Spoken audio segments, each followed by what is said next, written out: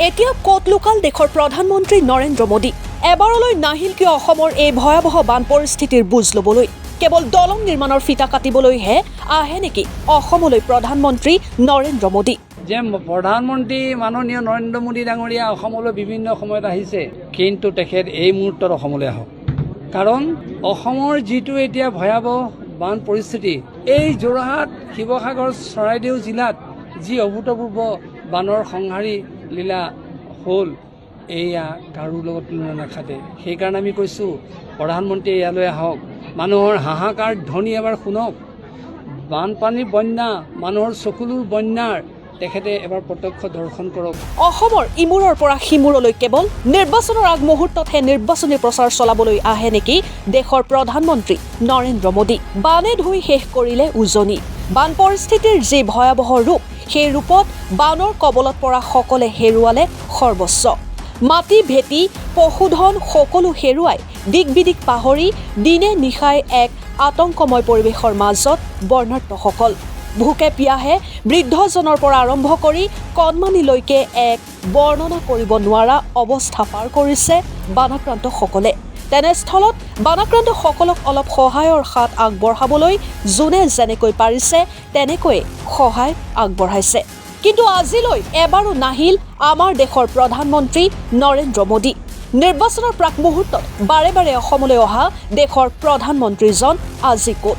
অসমবাসীৰ বিপদৰ সময়ত মূল গৃহস্থজন ক'ত কেৱল নিৰ্বাচনী বৈতৰণি পাৰ কৰাৰ বাবেই অসমলৈ আহে নেকি প্ৰধানমন্ত্ৰী নৰেন্দ্ৰ মোদী উজনিত বানে যি সংহাৰীৰ ৰূপ ল'লে তাৰ পিছত সেই বৰ্ণাঢ্যসকলৰ চকুৰ পানীৰ বুজ ল'বলৈও আজিলৈ এবাৰো নাহিল মোদী বৰ্তমানলৈকে জ্ঞাত নহয় নেকি অসমৰ বান পৰিস্থিতিৰ বিষয়ে নৰেন্দ্ৰ মোদী নে মোদীয়ে ৰাজ্যৰ এই ভয়াৱহ অৱস্থা দেখি চকু কাণ বন্ধ কৰিছে সকলো জানি শুনিও কিয় বৰ্ণাঢ্যৰ এটা খবৰ ল'বলৈ আহিবলৈ সময় নহ'ল এতিয়া অসমলৈ মোদীৰ বান পৰিস্থিতিক ৰাষ্ট্ৰীয় সমস্যা ঘোষণা কৰাটো পিছৰে কথা ইমান ভয়াৱহ অৱস্থাৰ সন্মুখীন হোৱাৰ পিছতো সেই বিপদত পৰা বৰ্ণাঢ্যৰ পৰিস্থিতিৰ বুজ ল'বলৈও নাহিল অসমলৈ নৰেন্দ্ৰ মোদী এয়াই ৰজাঘৰীয়া দেশৰ নিৰ্বাচনৰ আগত ভোটৰ লোভত অসমৰ ইমূৰৰ পৰা সিমূৰলৈ ঘূৰিব পৰা দেশৰ প্ৰধানমন্ত্ৰী নৰেন্দ্ৰ মোদী এবাৰো নাহে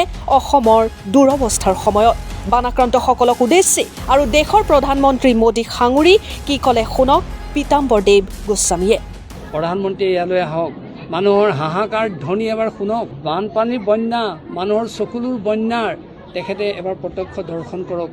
আৰু তেখেত নিজে অহাৰ পিছত আমাৰ মানুহখিনিয়ে অকণমান হ'লেও সাহস পাব আমাৰ মানুহখিনিয়ে প্ৰেৰণা পাব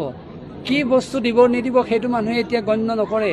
ভাৰতৰ প্ৰধানমন্ত্ৰী আমাৰ মূল গৃহস্থজন যদি অসমলৈ আহে তাতকৈ আৰু মানুহৰ প্ৰেৰণাৰ কথা কি থাকিব পাৰে সেইকাৰণে আমি বাৰে বাৰে আপোনালোকৰ চেনেলবিলাকৰ যোগেদিও আমি অনুৰোধ জনাইছোঁ অতি কাতৰভাৱে প্ৰাৰ্থনা কৰিছোঁ বৰ্তমানৰ এই ভয়াৱহ পৰিৱেশ পৰিস্থিতি মাননীয় প্ৰধানমন্ত্ৰী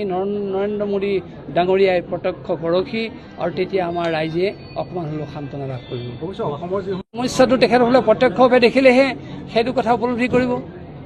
আহিবলৈ যদি ইচ্ছা নকৰে তেখেতসকল যদি নাহে তেতিয়া বানপানী ই যে ৰাষ্ট্ৰীয় সমস্যা হয় কেনেকৈ উপলব্ধি কৰিব কাগজে পত্ৰই কেৱল কাৰোবাৰ কথা শুনি কেৱল ৰাষ্ট্ৰীয় সমস্যা এটা ঘোষণা কৰিব নোৱাৰে সেয়ে আমি বাৰে বাৰে কৈছোঁ কেন্দ্ৰীয় নেতৃবৰ্গ অসমলৈ আহক মাননীয় প্ৰধানমন্ত্ৰী ডাঙৰীয়া অসমলৈ আহক এবাৰ তেখেতসকলে নিশ্চয় অনুভৱ কৰিব পাৰিব যে এইটো ৰাষ্ট্ৰীয় সমস্যা হয়নে নহয় দিছ desk report for nation Assam